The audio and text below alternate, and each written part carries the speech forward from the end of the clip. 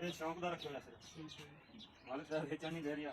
ਮੈਂ ਕਿਹਾ ਵੇਚ ਦੇਣੇ ਦੇ ਕਰ ਜਾਣਾ ਨਹੀਂ ਖਬਰ ਸਹੀ ਸਹੀ ਹਾਂ ਕਿ ਚਲਾਉਂਦੇ ਕਦੀ ਕਦੀ ਹਾਂ ਕੋਈ ਐਮਰਜੈਂਸੀ ਕਰੇ ਸਹੀ ਸਹੀ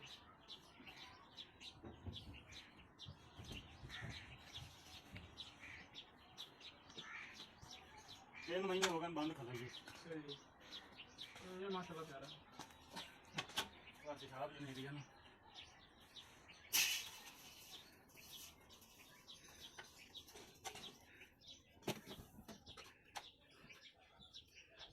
मुझे कुछ चक्कर कौन लगा सही बोला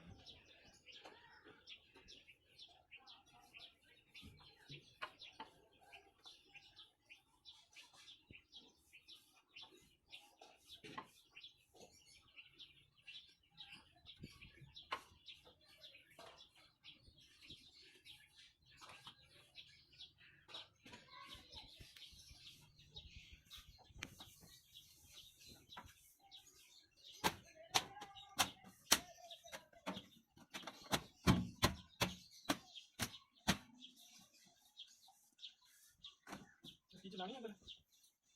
चक्की हूँ तू कहना तो चला देना तेन तो ना ही कहा नहीं तेरी वजह तो हूँ इंजन तो चलानी है बिजली में इंजन तो हूँ तेन चेक करा देना है कोई बात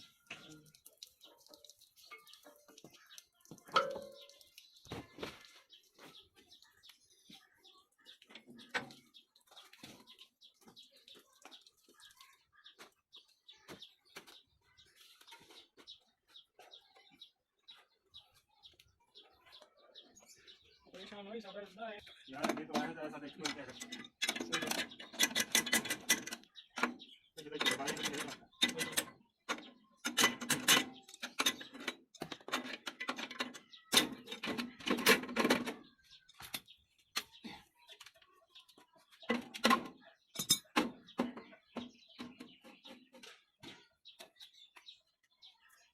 उड़ा में तो खली या क्या ला दी